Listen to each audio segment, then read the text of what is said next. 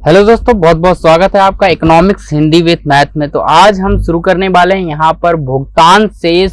यहाँ पर लिखा हुआ अध्याय 5। तो इसको मत देखिए क्योंकि यहाँ पर आपको जो है ये भुगतान शेष का चैप्टर जो है आपकी बुक में 12 चैप्टर मिलेगा। यानी आप मैक्रो इकोनॉमिक्स की बुक देखेंगे उठाकर तो वहां पर आपको जो है ये 12वां चैप्टर आपको मिल जाएगा भुगतान शेष के नाम से। तो यहाँ पर मैं आपको लास्ट चैप्टर करा रहा हूँ बुक का।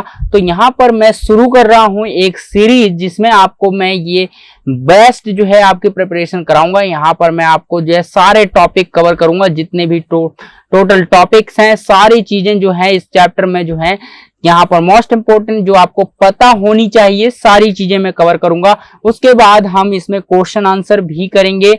तो यहाँ पर मैंने अभी तक 6 चैप्टर माइक्रो इकोनॉमिक्स को जो है करा दिए हैं। तो और यहाँ पर इसीलिए मैं यहाँ पर 12 चैप्टर से स्टार्ट कर रहा हूँ मैक्रो इकोनॉमिक्स का।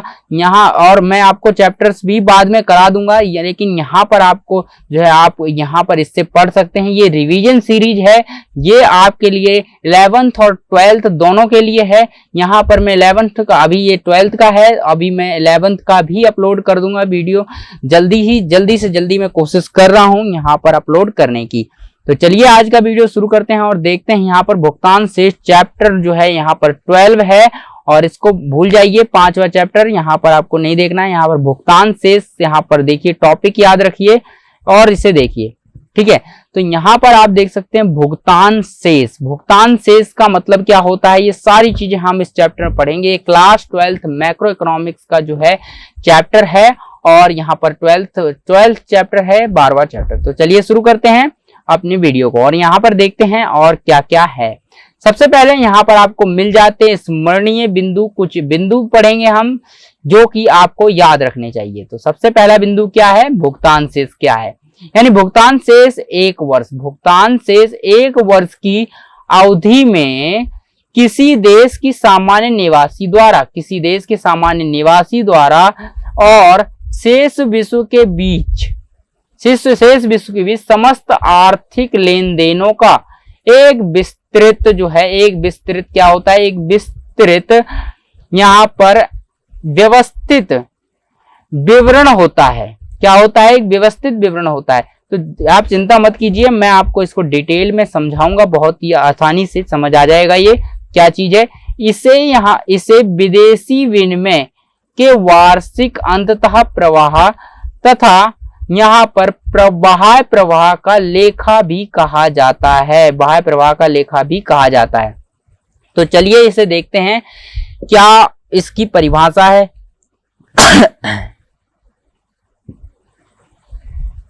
तो चलिए यहाँ पर हम समझते हैं इसकी परिभाषा क्या है।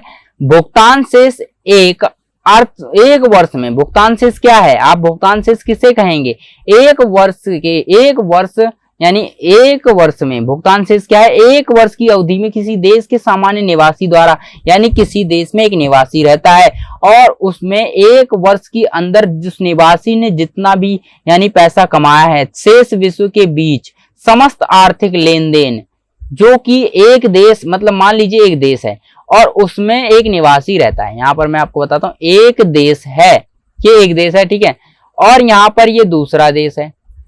तो यहाँ पर देखिए भुगतान शेष 1 वर्ष की अवधि में किसी देश के सामान्य निवासी द्वारा, यहाँ पर एक सामान्य निवासी रहता है और यहाँ पर सामान्य निवासी रहता है और शेष विश्व के बीच समस्त आर्थिक लेन देन का एक विस्तृत व्यवस्थित विवरण होता है। मतलब ये इस देश पर जाएगा, कुछ सामान खरीदेगा या फिर इस देश से कुछ भी मंगाएगा अपने लिए, ठीक है। तो यहाँ पर जो ये दोनों चीजें हैं, मंगाएगा और यहाँ पर भेजेगा, यहाँ पर मंगाएगा और यहाँ पर जो है भेजेगा, तो यहाँ पर इन दोनों का रिकॉर्ड जो रखा जाएगा ना, वो जो रिकॉर्ड होता है उसे कहते हैं भुगतान शेष, ठीक है। व्यवस्थित विवरण होता है, ऐसा मतलब ये जो ऐसे इस प्रकार का जो रिकॉर्ड रखता है ना, ऐसा विवरण जो यानी एक ऐसा विवरण जो कि इसका सभी का विवरण देता है, एक ऐसा लेखा या कहें कि यहाँ पर जो लेखा होता है ना, मतलब एक ऐसा जो है दस्तावेज होता है ये, जो कि यहाँ पर एक देश से दूसरे देश में, एक देश के निवासी ने दूसरे देश के साथ क्या क्या संबंध रखा, क्या प्राप्त किया, क्या जो है इसको भेजा, तो ये सारी चीजों का जो रिकॉर्ड रखता है उस विवरण को हम भुगतान शेष कहते हैं। ठीक है, भुगतान शेष कहते हैं। यहाँ पर देखिए बीच अर्थव्यवस्था के लेन देन का एक विस्तृत विवरण होता है। इसे विदेशी विनिमय के वार्षिक अंततः प्रवाह तथा बाह्य प्रवाह का लेखा भी कहा जाता है। तो यहाँ पर आपको क्या याद रखना है, मेन चीज आपको याद रखनी है जो भुगतान शेष क्या है। भुगतान शेष एक वर्ष की अवधि में किसी देश के सामान्य निवासी द्वारा और शेष विश्व के बीच समस्त आर्थिक लेन देन है। आपको बस याद रखना है, एक देश है उसमें एक निवासी रहता है और वहां पर जो है जो भी समस्त सामान्य निवासी रहते हैं, और वो सामान्य निवासी जब एक दूसरे देश के साथ यानी कोई भी देश हो पूरे विश्व के साथ जो है लेन देन करते हैं, उस लेन देन का जो विवरण होता है, जो रिकॉर्ड होता है, उसे भुगतान शेष कहा जाता है। आई होप यहाँ पर क्लियर हो गया होगा भुगतान शेष क्या होता है।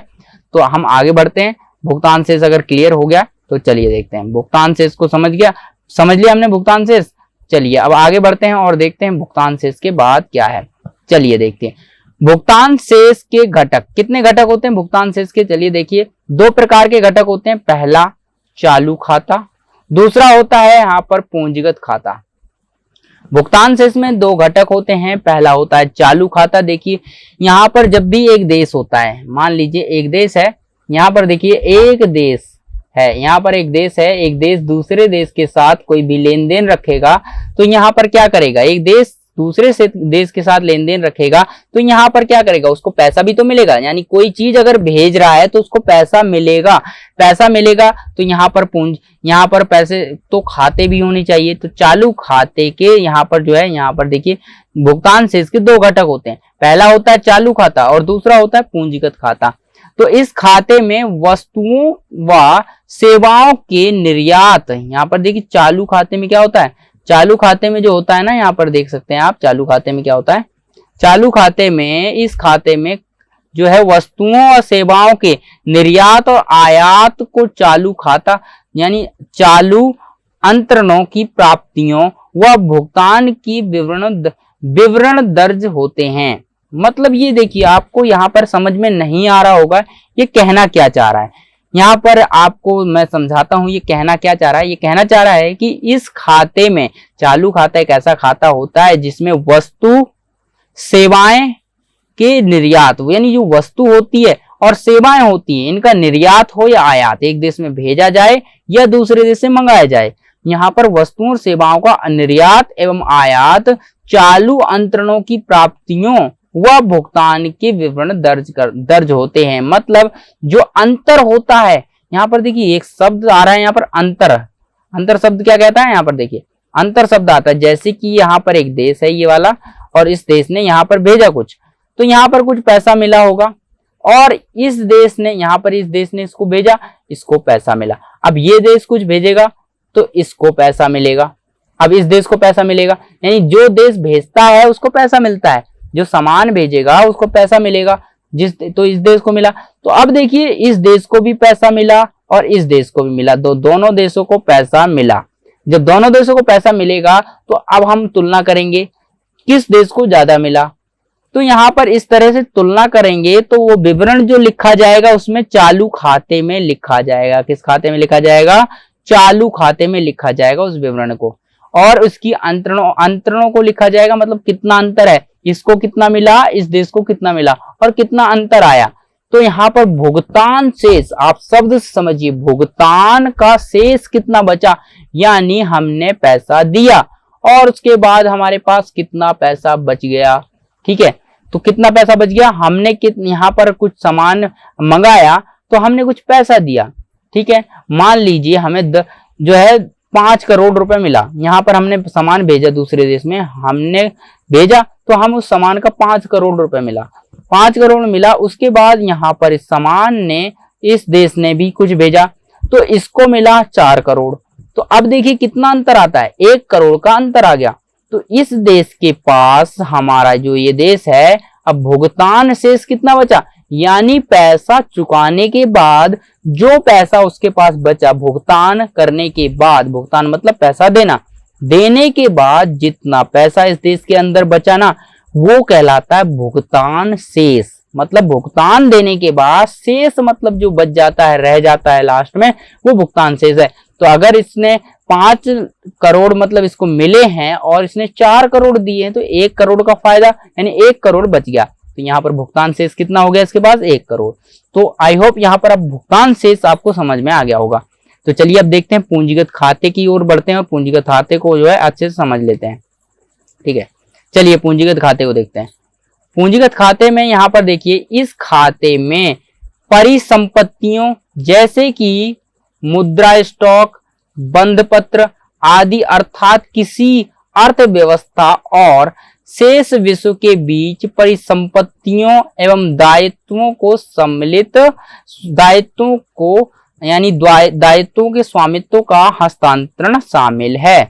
तो ये कहने का मतलब इसका क्या है, चलिए यहाँ पर बहुत सारे कॉम्प्लिकेटेड जो हैं, तो आप चिंता ना करें, मैं आपको जो है यहाँ पर बहुत ही सिंपल वे में, सिंपल तरीके से समझाऊंगा, तो आपको ये समझ में आ जाएगा। तो इस खाते में परिसंपत्ति, तो इस खाते में क्या था, वस्तुओं और सेवाओं को जो है आयात निर्यात करते थे, जो भी अंतर आता था उसको लिखते थे बस, और जो भुगतान शेष में जो अंतर आता था उसे लिख लेते, जैसा कि मैंने अभी बताया आपको, वो लिखते थे। लेकिन पूंजीगत खाते में क्या होता है, इस खाते में परिसंपत्तियां, जैसे कि बहुत सारी परिसंपत्तियां होती हैं। ठीक है, यहाँ पर बात कर रहे हैं परिसंपत्तियों की, जो भी परिसंपत्तियां होती हैं उन परिसंपत्तियों जैसे कि मुद्रा हो गया, मुद्रा का स्टॉक हो गया, बंधपत्र हो गया आदि, इनको क्या करते हैं, किसी अर्थव्यवस्था और शेष विश्व के बीच परिसंपत्तियों एवं दायित्वों के स्वामित्व का हस्तांतरण शामिल होता है, यानी होते हैं। तो मतलब क्या कहना चाह रहा है, ये कहना चाह रहा है कि अगर ये तो निर्यात और आयात पर बात हो गई, जो भी निर्यात आयात करेंगे, सामान भेजेंगे, सामान मंगवाएंगे, तो ये चालू खाते में आएगा। लेकिन अगर यहाँ पर परिसंपत्ति कोई बेच दी जाती है, मान लीजिए यहाँ पर परिसंपत्ति, मान लीजिए विदेश में घर खरीद लिया, एक देश का व्यक्ति है, इसने दूसरे देश में जाकर उसमें अपना घर खरीद लिया, तो यहाँ पर परिसंपत्ति खरीद ली गई है। अब इसका रिकॉर्ड कहाँ रखा जाएगा, पूंजीगत खाते में, क्योंकि ये पूंजी बन गया है। तो इस तरह से यहाँ पर इसमें पूंजीगत खाते में इसका रिकॉर्ड रखा जाएगा। आई होप यहाँ पर आपको अंतर समझ आया। इसमें जो है मतलब इसमें छोटी अवधि के जो होते हैं, जैसे कि मान लीजिए ट्रांसपोर्ट करने में बहुत ही कम समय लगेगा, पैसा मतलब सामान भेजने में कम समय लगेगा और पैसा मिल जाएगा, और यहाँ पर जो घर खरीदने में ये लंबी अवधि के लिए होते हैं। तो यहाँ पर जो है चालू खाता आयात निर्यात वस्तु एवं सेवाओं का आयात निर्यात सम्मिलित होता है, और यहाँ पर पूंजीगत खाता भी सम्मिलित होता है, जिसमें कि पूंजीगत परिसंपत्तियां आती हैं और इनका एक स्वामित्व होता है। जैसे कि घर खरीदा तो घर का मालिक अब कौन बना, ये वाला व्यक्ति। ठीक है, तो आई होप यहाँ पर आपको इस समझ में आ गया होगा कि पूंजीगत खाता क्या होता है, चालू खाता क्या होता है। चलिए अब देखते हैं हम यहाँ पर और थोड़ी सी चीजें देखते हैं, क्या चीजें हैं। यहाँ पर चालू खाते की मदें क्या होती हैं, यानी चालू खाते में क्या क्या विशेषताएं होती हैं वो देख लेते हैं। यहाँ पर पहली विशेषता जो आती है उसे कहते हैं दृश्य मदें। मतलब चालू खाते में जो भी चीज होगी उन्हें देखा जा सकता है, वस्तुओं का आयात निर्यात, जैसे कि एक वस्तु दूसरे देश में भेजी जा रही है तो उसे हम देख सकते हैं आंखों से। ठीक है, अदृश्य मदें शामिलित होती हैं। अदृश्य मदें मतलब सेवाओं का आदान प्रदान, सेवा देते हैं एक देश से दूसरे देश में सेवा लेते हैं, एक देते हैं, तो इस तरह से सेवाओं का आदान प्रदान। तो दो प्रकार की मदें होती हैं, दृश्य मदें होती हैं जो कि यहाँ पर आयात निर्यात हो गया वस्तुओं का। ठीक है, आयात निर्यात हो गया। उसके बाद आती है सेवाओं की बात, जो सेवाएं आदान प्रदान की जाती हैं अदृश्य मदें कहलाती हैं। एक पक्षीय हस्तांतरण, अब ये क्या होता है, एक पक्षीय हस्तांतरण मतलब का इसका मतलब है कि यहां पर अगर मान लीजिए आपके पास एक देश ये रहा, एक देश ये रहा, इस देश ने कुछ भेज दिया तो ये उसके बदले में कुछ नहीं देगा। मतलब एक पक्षीय हस्तांतरण हो गया कि एक देश ने दूसरे देश में ही भेजा, यानी एक पक्ष हो गया, एक ही बार भेजा गया है, एक पक्षीय हस्तांतरण हो गया। ठीक है, तो एक पक्षीय हस्तांतरण भी होता है। अब देखिए पूंजीगत खाते की मदें क्या क्या होती हैं। पूंजीगत खाते की जो मदें होती हैं वो देखिए प्रत्यक्ष होते हैं, विदेशी निवेश, प्रत्यक्ष विदेशी निवेश, पोर्टफोलियो निवेश, इस तरह के निवेश जो होते हैं वो पूंजीगत खाते में रिकॉर्ड किए जाते हैं। जैसे मान लीजिए एक देश का व्यक्ति है, दूसरे देश में जाकर निवेश करता है, पैसा लगाता है, इन्वेस्टमेंट करता है, तो उसका रिकॉर्ड किस में रखा जाएगा, पूंजीगत खाते में रखा जाएगा। और विदेशी ऋण, विदेश से कोई व्यक्ति ऋण लेता है तो उसका रिकॉर्ड रखा जाएगा पूंजीगत खाते में। विदेशी मुद्रा में परिवर्तन, अगर विदेशी मुद्रा में परिवर्तन होता है उसका रिकॉर्ड भी पूंजीगत खाते में होगा, और पूंजीगत खाते की मदें संपत्ति व दायित्व में परिवर्तन लाती हैं। तो यहाँ पर आप पॉइंट देख सकते हैं, मेन पॉइंट है कि ऐसी मदें जिनसे कि परिसंपत्ति और दायित्व में जो है अंतर आ जाए, परिसंपत्ति और दायित्व में परिवर्तन आ जाए, उसे हम कहेंगे क्या, पूंजीगत मदें कहेंगे, पूंजीगत मदें कहेंगे। उसके बाद हम अगर चालू खाते की बात करें तो आयात निर्यात और सेवा ही सम्मिलित होती है। तो आई होप यहाँ पर ये सारी चीजें क्लियर हो गई। चालू खाता क्या होता है, कौन सी मदें इसमें सम्मिलित होती हैं, कौन कौन सी चीजें आ जाती हैं, और पूंजीगत खाते में कौन कौन सी चीजें होती है। पूंजी से संबंधित देखिए, पूंजी शब्द से पता चल रहा है कि पूंजीगत चीजें आएंगी। पूंजीगत चीजें मतलब जैसे कि विदेशी निवेश हो गया, पोर्टफोलियो निवेश हो गया, प्रत्यक्ष निवेश जो करते हैं, प्रत्यक्ष का मतलब सीधा निवेश कर देना, ठीक है, इस तरह का निवेश। आई होप यहाँ पर समझ आ गया। चलिए अब हम देखते हैं इसके मेन पॉइंट्स। पहला पॉइंट आता है हमारे सामने यहाँ पर, व्यापार शेष किसे कहते हैं। किसी देश के सामान्य निवासियों द्वारा यानी किसी देश के सामान्य निवासियों और शेष विश्व के बीच दृश्य मदों वस्तुओं के से आयात तथा निर्यात का अंतर होता है। व्यापार शेष क्या होता है? जैसा कि व्यापार शेष का मतलब होता है, आप यहाँ पर कंफ्यूज हो सकते हैं, बहुत ज्यादा कंफ्यूज हो सकते हैं कि भुगतान शेष क्या होता है और व्यापार शेष क्या होता है। भुगतान शेष और व्यापार शेष में अंतर क्या होता है, ये आपको कंफ्यूज कर सकता है, क्योंकि इसकी जो है एक दूसरे से मिलता है। यहाँ पर क्या होता है, देखिए यहाँ पर जो है भुगतान शेष आपको मैंने बताया, एक देश जब दूसरे देश के साथ जो है, एक देश के निवासी जो होते हैं वो दूसरे देश के साथ जो है आदान प्रदान करते हैं, वस्तुओं को क्रय विक्रय करते हैं, सेवाएं लेते हैं, तो उसका जो रिकॉर्ड रखा जाता है वो भुगतान शेष में आता है। लेकिन व्यापार शेष की बात करें तो ये व्यापार के माध्यम से आता है, यानी सामान्य निवासी जो देश का सामान्य निवासी है वो क्या करेगा, शेष विश्व के साथ मतलब किसी भी देश में जाएगा और उसके बीच जो है वस्तुएं लेगा और आयात करेगा या निर्यात करेगा, तो उसमें जो अंतर आएगा उस अंतर को कहते हैं व्यापार शेष। आई होप यहाँ पर समझ आया होगा।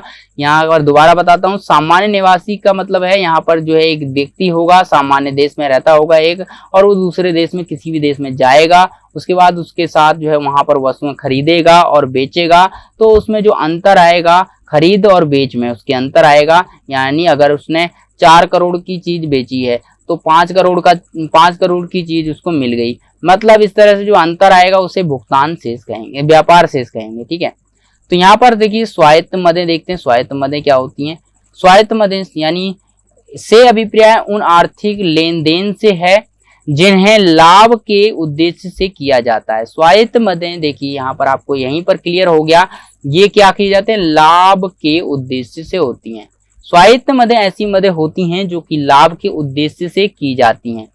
तो आई होप यहाँ पर स्वायत्त मदें भी आपको क्लियर हो गई होंगी। इन उद्देश्यों के भुगतान शेष खाते में संतुलन बनाए रखना नहीं होता है, इन्हें रेखा के ऊपर की मदें कहा जाता है। तो आप यहाँ पर क्वेश्चन देखिए, रेखा के ऊपर की मदें कहा जाता है। तो अगर आपसे क्वेश्चन पूछ सकता है 1 नंबर में, रेखा की भुगतान शेष में यहाँ पर आप पूछ सकते हैं कि यहाँ पर स्वायत्त मदों में यहाँ पर आप क्या कहेंगे कि भुगतान शेष में जो है रेखा के ऊपर की मदें क्या होती हैं, तो यहाँ पर आपको बताना होगा स्वायत्त मदें आती हैं, स्वायत्त सौदे होते हैं। स्वायत्त सौदे देखिए, स्वायत्त का मतलब होता है कि स्वार्थ से है, स्वायत्त मतलब स्वयं का, सौदे स्वयं के लिए, तो ये लाभ के उद्देश्य से की जाते हैं, ठीक है। ऐसे उद्देश्य जो आर्थिक लेन देन यानी अभिप्राय उन आर्थिक लेन देन से आर्थिक लेन देन होता है और जिसमें लाभ का उद्देश्य होता है, उन्हें हम कहते हैं यहाँ पर स्वायत्त सौदे। चलिए जल्दी जल्दी हम इसको भी देख लेते हैं। स्वायत्त सौदे हो गया। उसके बाद देखिए समायोजित मदें, वे आर्थिक सौदे होते हैं जिन्हें किसी देश की सरकार द्वारा भुगतान शेष को संतुलित बनाए रखने के लिए किया जाता है। मतलब देखिए ये वाले सौदे जो होते हैं वो क्यों किए जाते हैं, ताकि लाभ कमाया जा सके, इसलिए ये आर्थिक लेन देन होता है। लेकिन ये लेन देन इसलिए होता है ताकि आर्थिक लेन देन में जो भी अंतर आया है उस अंतर को पूरित किया जा सके, भरा जा सके, समायोजित किया जा सके, मतलब उसको सुधारा जा सके, सही कर दिया जा सके। यानी आर्थिक सौदे वे सौदे होते हैं जिन्हें किसी देश की सरकार द्वारा यानी किसी देश की सरकार द्वारा भुगतान शेष में संतुलन बनाता है, कि जितने की अगर बिक्री हुई है, जितना पैसा देश से बाहर गया है, उतना ही हमारे देश में अंदर आना चाहिए, बराबर होनी चाहिए तुलना। तो यहाँ पर ये वाली चीजें समायोजित मदों के माध्यम से पूरा किया जा सकता है। ठीक है, इनका उद्देश्य जो है भुगतान से इस खाते के संतुलन को दूर करना, असंतुलन को दूर करना होता है, जिन्हें रेखा के नीचे की मदें कहा जाता है। यहाँ रेखा की नीचे की मदें इन्हें कहा जाता है। चलिए अब देखते हैं नेक्स्ट पॉइंट। नेक्स्ट पॉइंट क्या है? भुगतान शेष में घाटा। अगर भुगतान शेष में घाटा हो जाए फिर, यानी जो भुगतान हमें मिल रहा है, मान लीजिए हमने क्या करा है, हमने जो है 10 करोड़ का सामान मंगा लिया दूसरे देश से, लेकिन हमने भेजा कितने का? 5 करोड़ का। अब भैया भुगतान शेष में हमें घाटा हो गया, जो कि हमें ज्यादा मिलना चाहिए था उसमें हमें नहीं मिला ज्यादा। जब स्वायत्त प्राप्तियां व मूल्य स्वायत्त भुगतान से मूल्य से कम हो जाता है तो भुगतान शेष घाटा कहलाता है। ठीक है, तो यहाँ पर हम क्या कहेंगे, यहाँ पर जैसा कि मैंने आपको बताया, जब स्वायत्त प्राप्तियां, जो कि स्वायत्त प्राप्तियां, जो स्वायत्त मतलब मैंने बताया ना, जो लाभ के उद्देश्य से सौदे होते हैं वो स्वायत्त होते हैं, स्वायत्त सौदे होते हैं। स्वायत्त प्राप्तियां जो भी प्राप्त हुआ है धन, और जो कि मूल्य स्वायत्त भुगतान जो कि हमने भारत दूसरे देश को दिया है, यानी अगर प्राप्तियां जो हैं स्वायत्त भुगतान के मूल्य से कम हो, यानी जो हमें मिला है कम, स्वायत्त प्राप्तियां कम है भुगतान से, यानी यहाँ पर स्वायत्त भुगतान से कम है, तो हम उसे भुगतान से इसमें घाटा कहेंगे। घाटा हो गया मतलब हमें जितना मिलना चाहिए था, जितना खर्च किया उससे कम मिला, इसका मतलब हमें घाटा हो गया, तो इसे कहेंगे भुगतान शेष में घाटा। आई होप यहाँ पर आपको इतना क्लियर हो गया होगा। ये वीडियो काफी लंबी हो रही है, हम इसे जो है अगले पार्ट में यहाँ से कंटिन्यू करेंगे। तब तक के लिए बाय। और चैनल पर पहली बार आए हैं तो सब्सक्राइब जरूर कर लें, क्योंकि यहाँ पर आपको मिलने वाली है पूरी सीरीज। यहाँ पर question answer, most important topic इसी तरह से आपको कराए जाएंगे हर चैप्टर के, तो यहाँ पर बहुत ही उपयोगी होने वाला है आपके लिए। तो इसे चैनल को सब्सक्राइब कर लें अगर नहीं किया है तो।